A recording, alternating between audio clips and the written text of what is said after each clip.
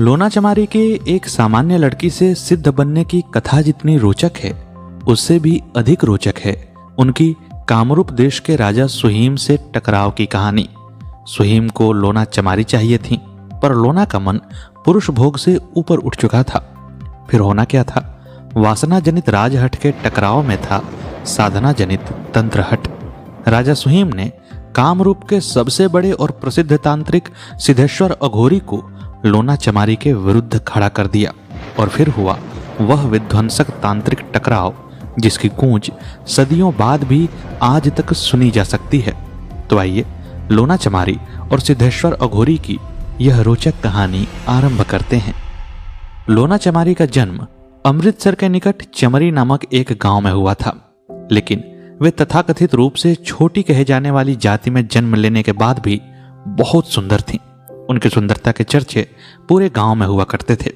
कहते हैं कि बचपन में ही उनका विवाह हो गया था, परंतु उनके पति ने उन्हें उसी समय त्याग भी दिया था और लोना अपनी युवावस्था में आने से पहले अपने गांव में ही रहती थी। एक तो तथाकथित रूप से नीची कहे जाने वाली जाति, ऊपर से गरीबी और तिस पर इतनी अपूर्व सुंदरता। आप समझ सकते हैं कि लोना के लिए इसे सहन करना कितना मुश्किल होता होगा। गांव के लोगों की, बड़े लोगों की गंदी निगाहें हमेशा ही लोना की देह पर रहा करती थी, और कहते हैं कि उनके साथ कुछ बुरा भी हुआ था, जिसके कारण वे अपने गांव को छोड़कर दिल्ली चली गईं। उन्होंने अपने गांव में सुन रखा था कि दिल्ली में कुछ योगिनियां हैं जो कि सिद्धि प्राप्त कर चुकी हैं और उसके बल पर वे कुछ भी कर सकती हैं।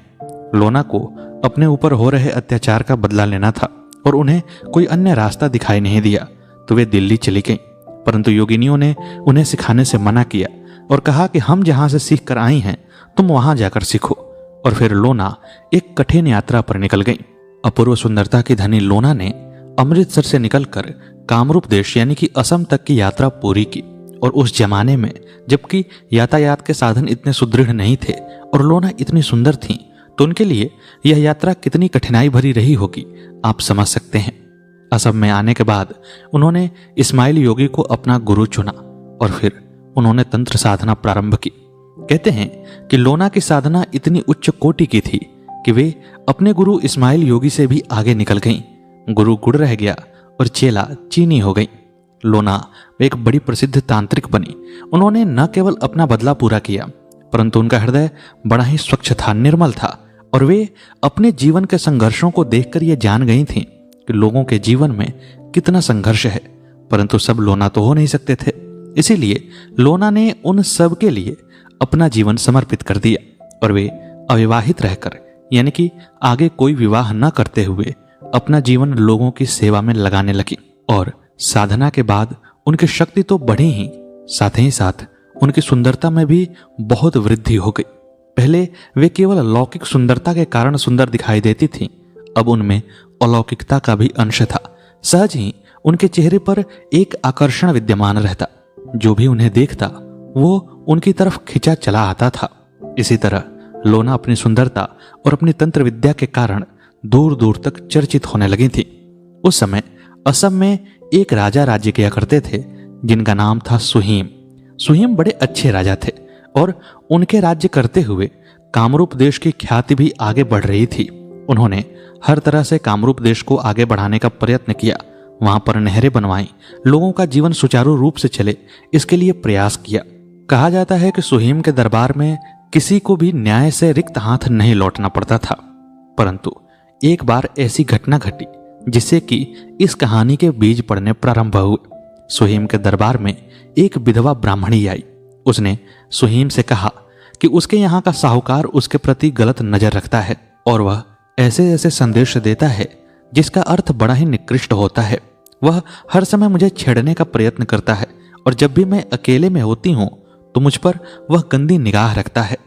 राजा सुहीम ने अपने अधिकारियों से कहा कि विधवा ब्राह्मणी की बात की सच्चाई का पता लगाया जाए, परंतु साहूकार इतना संपन्न था कि उसके खिलाफ कोई बोल नहीं सकता था और इसीलिए अधिकारियों को इस बारे में कोई भी जानकारी नहीं मिली कि विधवा ब्राह्मणी सच कह रही है या झूठ कह रही है।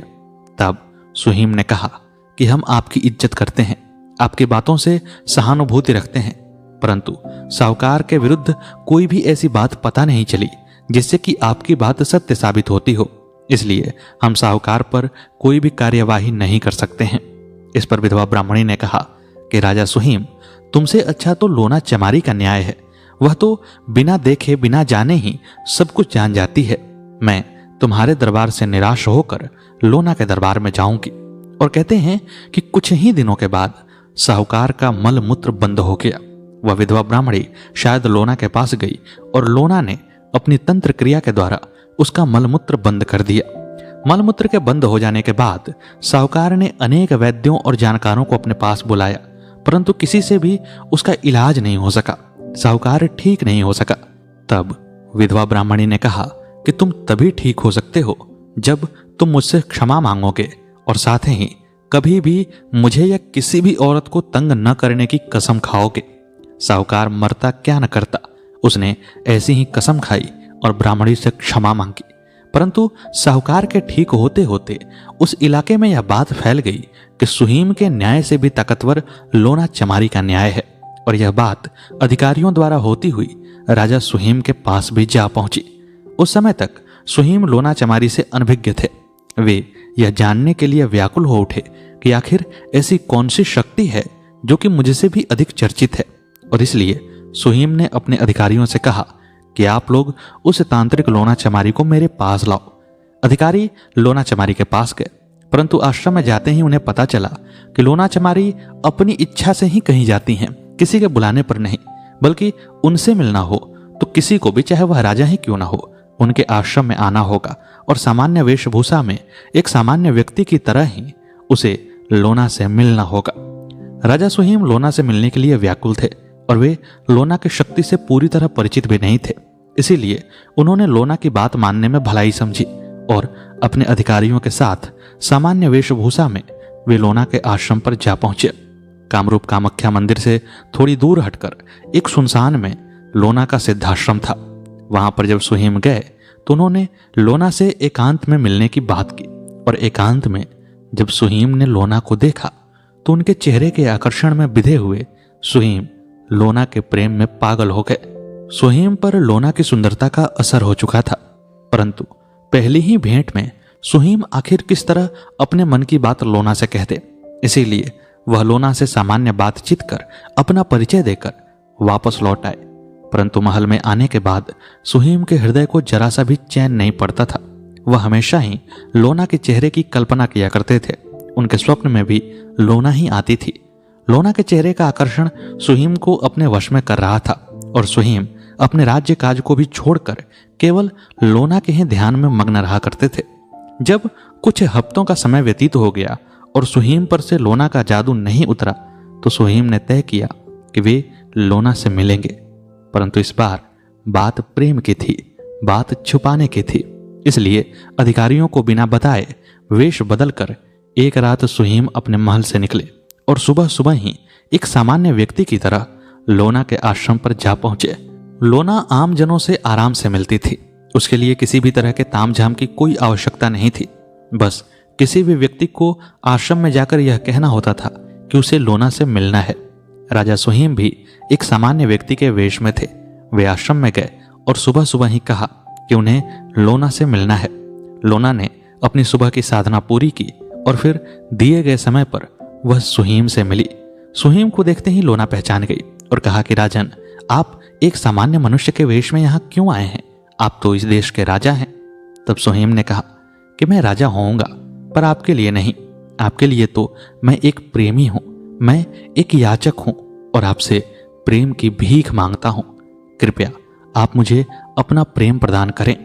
तब लोना ने कहा कि राजन, मैं आपकी बड़ी इज्जत करती हूं और आपकी इस भावना की भी कद्र करती हूं, परंतु मैंने प्रण लिया है कि मैं अपना व्यक्तिगत जीवन नहीं जीऊंगी और मैं अपना जीवन लोगों को समर्पित कर दूंगी। अतः आप मुझे क्षमा करें। इस पर सुहीम ने कहा कि एक बार सोचकर देख लीजिए लोना, आपको राजरानी का पद दिया जाएगा और यहां तक कि मेरी सारी शक्तियां आपकी होंगी। मैं आपके अधीन काम करूंगा और आप राजरानी रहेंगी तो अधिक लोगों की सेवा कर पाएंगी। एक तांत्रिक रहकर आप कितने लोगों का भला करेंगी? इस पर लोना ने कहा कि लेकिन मेरी प्रतिज्ञा है कि मैं कोई भी सुख नहीं लूंगी, और यदि मैं राजरानी बनी तो मुझे महल में रहना ही होगा और मुझे आपके साथ भोग भी करना होगा। तो ये सारे दैहिक सुख के अंतर्गत ही तो बातें हैं, और मैं ऐसा नहीं कर सकती हूँ। मेरी साधना ऐसा करने से खंडित होगी और मैं अपने लक्ष्य के प्रति भी आदर्शवादी नहीं रह पाऊंगी। इसलिए हे राजा सुहीम, आप मुझे क्षमा करें। सुहीम ने बहुत प्रयास किया कि लोना उसके प्रेम के प्रस्ताव को स्वीकार कर ले, पर लोना ने हर बार विनम्रतापूर्वक अस्वीकार ही किया। सुहीम वहां से वापस आए और वापस आने के बाद उनका वियोग और भी प्रचंड हो गया। वो कहते हैं ना कि प्रेम और युद्ध में सब जायज है। यह कोई हिंदी कहावत नहीं है, बल्कि एक अंग्रेजी कहावत है, everything is fair in love and war. और यह कहावत भारत से बाहर ही बन सकती थी, क्योंकि भारत में तो युद्ध हो या प्रेम हो, हर जगह नैतिकता को ही अहमियत दी जाती है। नैतिकता नहीं तो वह युद्ध भी अधर्म है और प्रेम भी अधर्म है। हालांकि फिर भी प्रेम और युद्ध में सब जायज होता है। यह कहावत कहीं ना कहीं किसी न किसी अंश में सत्य तो साबित होती ही है। राजा सुहीम को जब लोना नहीं मिली तो सुहीम ने सोचा कि इसे तंत्र बल से ही प्राप्त किया जाए, और उस समय सुहीम को याद आई अघोरी सिद्धेश्वर की। लोना से मिलने के लगभग 1.5 साल पूर्व सुहीम एक शिकार यात्रा पर निकले हुए थे। उनके साथ उनका अंगरक्षक दल भी था, परंतु शिकार की तलाश करते हुए सुहीम अपने अंगरक्षकों से अलग हो गए और वन में भटकते हुए एक नदी के किनारे बने हुए शमशान के नजदीक पहुंच गए। वहां पर उन्हें एक भयंकर शेर दिखाई दिया। शेर ने राजा पर आक्रमण करने के लिए अपना मन बना लिया था, और इधर सुहीम भी शेर का शिकार करके अपनी बहादुरी को साबित करना चाहते थे। शाम का धुंधलका छाने लगा था। नदी कलकल स्वर से बहती जा रही थी और बगल के शमशान में कोई भी हलचल नहीं थी। ऐसे में वह शेर अपनी लाल लाल आंखों से सुहीम पर टूटने को तैयार था, और इधर सुहीम भी शेर का शिकार करके अपने आप को बहादुर सिद्ध करने के लिए बेताब थे। उन्होंने धनुष पर बाण चढ़ाया और निशाना लेकर के शेर की तरफ छोड़ दिया, परंतु तीर निशाने पर नहीं बैठा। वह शेर के सीने में नहीं लगकर उसके पुट्ठे में जा लगा। शेर घायल हो गया, और कहते हैं कि एक शेर से घायल शेर कहीं अधिक खतरनाक होता है। शेर ने राजा पर छलांग लगाई। राजा का घोड़ा मारा गया। राजा भी झाड़ियों में जाकर गिरे। अब उनके प्राण का अंत होना निश्चित ही हो गया था, क्योंकि शेर दूसरी छलांग लगाने के लिए तैयार था। परंतु तभी वहां पर उस शमशान में से एक अघोरी निकला। बड़ा ही विकराल शरीर था उसका। पूरे शरीर पर चिता की भस्म लपेटी हुई थी। उसकी आंखें लाल लाल थीं और ऐसा लग रहा था जैसे आंखों से लपटें निकल रही हों। उसके सर के बाल जटाओं में बंधे हुए भी बिखरे बिखरे से थे। उस अघोरी ने बाहर निकलकर अपनी जटाओं में से एक बाल तोड़ा और फिर उसे हवा में फूंक दिया। शेर, जो कि राजा पर आक्रमण को तैयार था, उस बाल के हवा में फूंकते ही अचानक से धरती पर गिरकर तड़पने लगा, और राजा के देखते ही देखते उस शेर के प्राण पखेरु उड़ गए। राजा दहशत से भरा हुआ था। उसकी मौत अभी होने वाली थी, परंतु अघोरी के पराक्रम को देखकर राजा के जान में जान आई। राजा सुहीम उठकर खड़े हुए और अघोरी के पास गए। उनका परिचय जानना चाहा। तब अघोरी ने अपना परिचय सिद्धेश्वर अघोरी नाम से दिया और कहा कि वह अघोर विद्या का महारथी है। इधर इस सुनसान में कोई आता नहीं है, इसलिए उसे इसकी खबर नहीं थी कि राजा यहां पर होगा। परंतु जब उसे पता चला कि यह राजा है, तो अघोरी ने बड़ी विनम्रता से उनसे बात की और कहा कि जब भी आपको जरूरत पड़े तो आप मुझे संदेश दीजिएगा। इस समय सुहीम को उस सिद्धेश्वर अघोरी से अधिक कोई भी उपयुक्त व्यक्ति नहीं लग रहा था। राजा ने अपने संदेशवाहक को भेजकर सिद्धेश्वर अघोरी को बुलवाया। अघोरी ने राजा की सारी बातें सुनी। अघोरी भी लोना चमारी की वास्तविक शक्ति से परिचित नहीं था, क्योंकि अघोरी एकांत में तप करता था और लोना अभी कुछ ही समय से तंत्र क्षेत्र में प्रचलित हो रही थी। अघोरी को लगा कि यह कोई साधारण सी साधिका होगी जिसके रूप पर राजा मर मिटा है। हो सकता है कि उस साधिका ने अपने रूप को साधना से ही प्राप्त किया हो। इसीलिए अघोरी ने लोना की शक्तियों का वास्तविक परिचय जाने बिना ही उस पर एक वशीकरण का प्रयोग किया। परंतु लोना तो महान तांत्रिक थी। उस पर किसी साधारण वशीकरण का क्या प्रभाव पड़ता। उल्टे वह शक्ति लौटकर सिद्धेश्वर से आ टकराई। हालांकि सिद्धेश्वर को भी उससे कोई बहुत बड़ी हानि नहीं पहुंची, परंतु सिद्धेश्वर लोना की कुछ कुछ शक्तियों से वाकिफ हो गया। वह जान गया कि अभी जिससे टकराव है वह कोई नया खिलाड़ी नहीं है, बल्कि कुछ तो उसकी पहुंच है। फिर भी सिद्धेश्वर को लग रहा था कि उससे बड़ा तांत्रिक, उससे बड़ा जानकार कोई हो नहीं सकता है। इसीलिए उसने राजा सुहीम से 7 दिनों का समय मांगा और कहा कि मैं अपनी सिद्ध जगह पर जाकर ही उस पर कोई भी प्रयोग कर पाऊंगा, क्योंकि वह इतनी कम शक्तिशाली नहीं है कि मैं किसी साधारण प्रयोग से उसे वश में कर सकूं। सुहीम को यह 7 दिन भी बहुत अधिक मालूम हो रहे थे, परंतु वे कर भी क्या सकते थे। अंततः उन्होंने अघोरी को 7 दिनों का समय दिया और सिद्धेश्वर अपने उसी शमशान वाले सिद्ध आश्रम पर लौट आया जहां पर उसने राजा से पहली मुलाकात की थी। अघोरी ने अपने सिद्धाश्रम पर आकर एक यक्षिणी का आह्वान किया। अपनी सिद्धियों में से उसने धूमा यक्षिणी का आह्वान किया था। आह्वान करते ही एक कामुक यक्षिणी अघोरी के सम्मुख खड़ी हो गई। तब अघोरी ने कहा कि धूमा, तुम्हें लोना को वश में करना होगा। तुम लोना के आश्रम पर जाओ और उसे वश में करो। राजा ने वशीकरण प्रयोग करते समय ही लोना का एक पुराना कपड़ा उस अघोरी को दिया था, क्योंकि राजा उस आश्रम में से एक पुराना कपड़ा लेकर आ चुका था। अघोरी ने उस कपड़े को उस यक्षिणी को दिया और कहा कि तुम इस कपड़े को सूंघकर लोना का पता लगाओ और तुम लोना के आश्रम में जाकर उसे राजा के लिए तैयार करो, उस पर मंत्र का प्रयोग करो। यक्षिणी अघोरी की बात को मान करके लोना के आश्रम की तरफ चली गई। यक्षिणी के लिए लोना का पता लगाना कोई मुश्किल नहीं था, क्योंकि उसके पास लोना के वस्त्र का एक टुकड़ा पड़ा हुआ था। यक्षिणी लोना के आश्रम के नजदीक गई और वहां जाकर उसने अपना वेशभूषा एक बुढ़िया का बना लिया और फिर आश्रम के भीतर प्रवेश कर गई। लेकिन उस आश्रम को लोना ने अपर योनि रक्षा कवच की तांत्रिक घेराबंदी से बांध रखा था, यानी कि उस आश्रम की सीमा में यदि कोई अपर योनि चीज आएगी तो लोना को पता चल जाएगी। इसीलिए जैसे ही यक्षिणी ने बदले हुए वेश में ही सही उस आश्रम में प्रवेश किया तो लोना को इसका पता लग गया। लोना ने अपनी एक प्रति छाया उत्पन्न की और उस छाया को ही लोना बनाकर अपनी जगह पर प्रतिष्ठित किया। फिर यक्षिणी ने आश्रम में एक वृद्धा के रूप में लोना से मिलने की इच्छा जताई तो आश्रम के लोगों ने उसे लोना के पास पहुंचा दिया, परंतु वहां लोना नहीं, लोना की छाया थी। वृद्धा लोना से बात करने लगी और इधर लोना की छाया भी वृद्धा का सच जानना चाहती थी, इसीलिए उसकी बातों में आने का नाटक करने लगी। वृद्धा ने कहा कि आश्रम से जरा बाहर चलो, थोड़ा हम दोनों टहल आए, फिर मैं तुम्हें एक राज की बात बताऊंगी। छाया को कोई भय नहीं था, वह उस यक्षिणी के साथ आश्रम से बाहर निकल आई। रास्ते में यक्षिणी ने उस पर वशीकरण का प्रयोग करना चाहा, तमाम तरह के गुप्त प्रयोग किए, परंतु छाया उससे अनभिज्ञ बनी रही और वह छाया थी, इसलिए उस पर कोई प्रभाव भी नहीं हुआ। यक्षिणी समझ गई कि यह कोई तांत्रिक है, पहुंची हुई तांत्रिक है, इसने अपने शरीर को रक्षा कवच से बांध रखा है, इसलिए इस पर प्रभाव नहीं हो रहा है। इसीलिए यक्षिणी ने बातों से ही लोना के मन में राजा के प्रति प्रेम जगाने का कार्य आरंभ किया। वह उसे तमाम तरह के प्रलोभन देने लगी, परंतु लोना की छाया लोना बनी हुई थी। उसने कहा कि मुझे किसी भी प्रलोभन में फंसना नहीं है, मैं राजा से विवाह नहीं कर सकती हूं।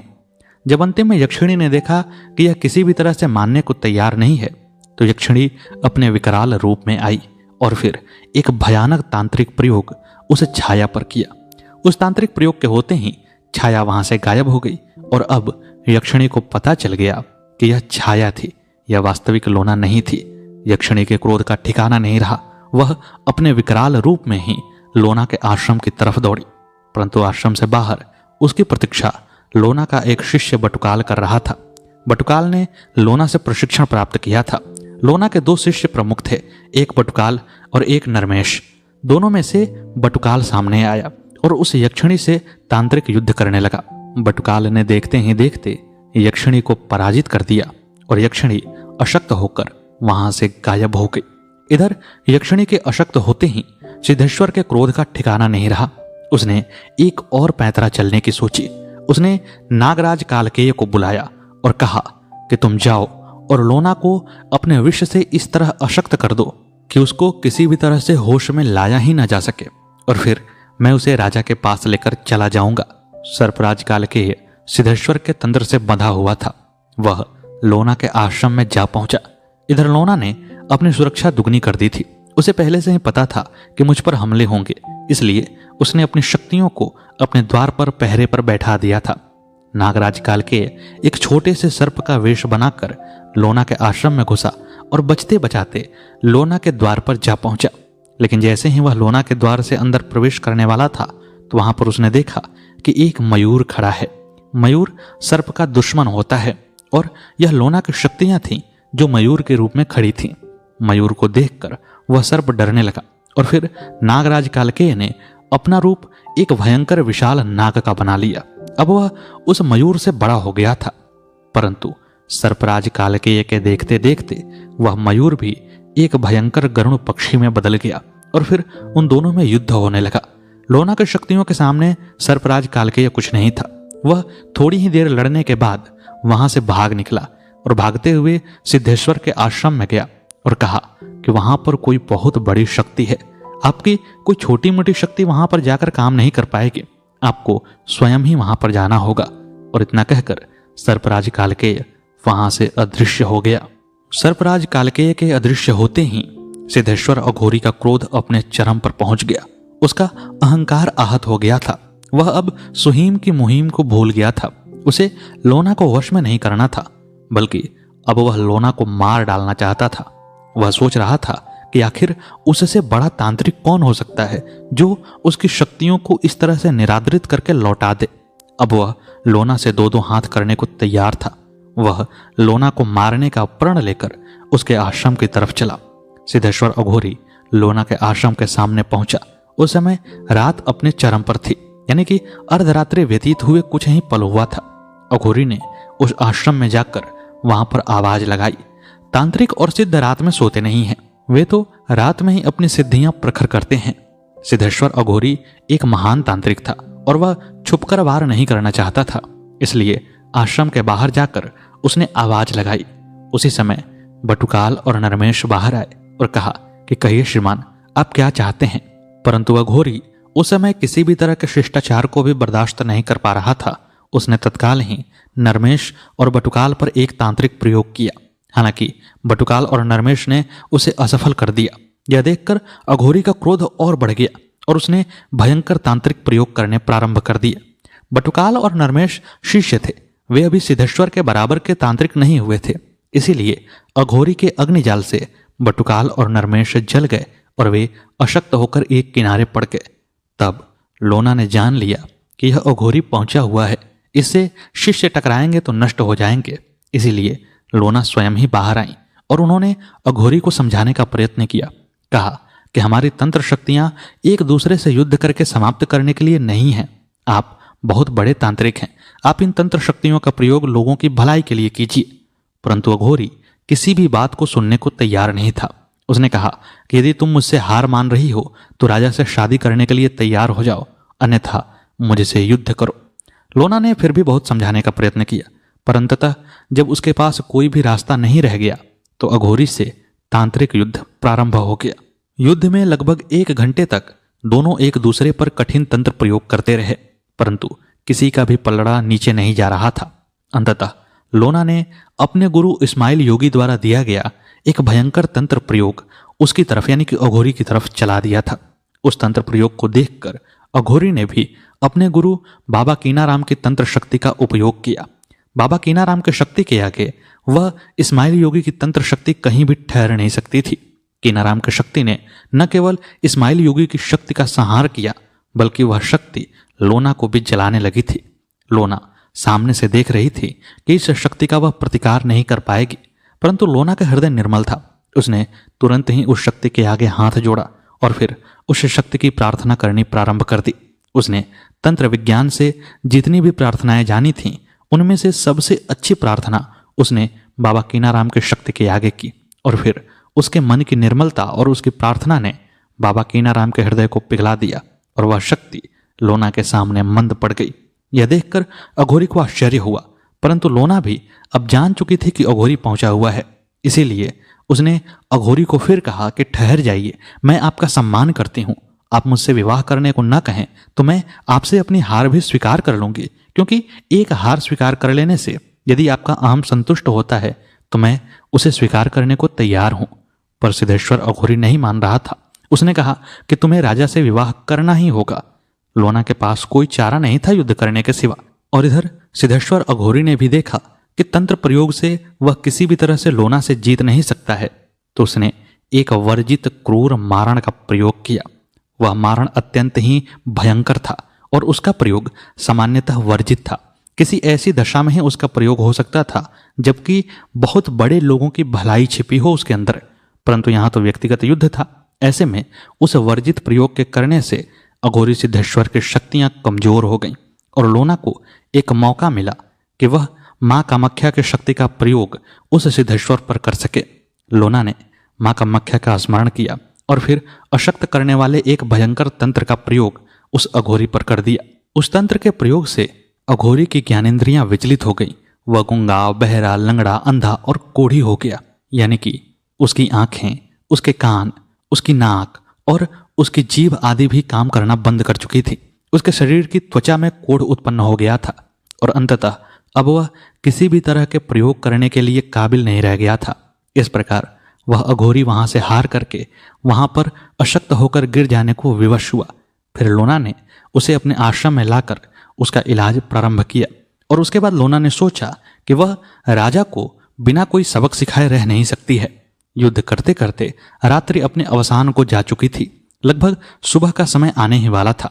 सुहीम अपने महल में सुख की निद्रा में सोया हुआ था। तभी लोना ने स्वप्न में दर्शन दिया। लोना का रूप सुंदर तो था, परंतु इस बार उसके चेहरे पर आकर्षण नहीं बल्कि भय के भाव विद्यमान थे, यानी कि लोना को देखकर भय महसूस होता था, आकर्षण नहीं। सुहीम सोए सोए ही डर रहे थे। फिर लोना ने कहा कि मैं आपको क्षमा कर सकती हूं, परंतु तभी जब आप सच्चे हृदय से क्षमा मांगेंगे और आप किसी भी तरह से अब मुझ पर दबाव नहीं डालेंगे। और यह कोई स्वप्न नहीं है बल्कि सत्य है। मैं जानबूझकर आपके सपने में आई हूं और इसे सिद्ध करने के लिए मैं आपके महल के दक्षिणी हिस्से को बर्बाद कर रही हूं। तभी राजा सुहीम की नींद खुली और नींद खुलते ही उसने अपने महल के दक्षिणी हिस्से में एक भयानक गड़गड़ाहट सुनी। तुरंत ही वह बाहर निकला। उसके साथ ही बहुत सारे सैनिक, रानियां और महल के अंगरक्षक आदि निकले। सबने देखा कि महल का दक्षिणी हिस्सा भरभरा कर गिर पड़ा है। हालांकि किसी के मरने की बात उसमें नहीं आई थी, यानी कि कोई उसके गिरने से दबा नहीं था। सुहीम जान गए कि वह स्वप्न वास्तविक था और लोना बहुत शक्तिशाली हैं। सुहीम एक अच्छे राजा थे। अंततः उन्होंने तय किया कि अपनी प्रजा की भलाई के लिए, अपने प्राणों की भलाई के लिए वे लोना से क्षमा मांगेंगे। और फिर वे लोना के आश्रम पर गए। वहां पर जाकर उन्होंने लोना से क्षमा मांगी और कहा कि मैं प्रेम तो आपसे करता हूं, पर आप पर अब कोई दबाव नहीं दूंगा। और लोना ने भी दयालुता दिखाते हुए उनको क्षमा कर दिया। और मित्रों, यह कहानी यहीं पर समाप्त होती है। उम्मीद है कि आपको यह कहानी पसंद आई होगी। कैसी लगी हमारी कहानी कमेंट बॉक्स में अवश्य बताइएगा। मिलते हैं अगले वीडियो में अगली कहानी के साथ। तब तक के लिए नमस्कार।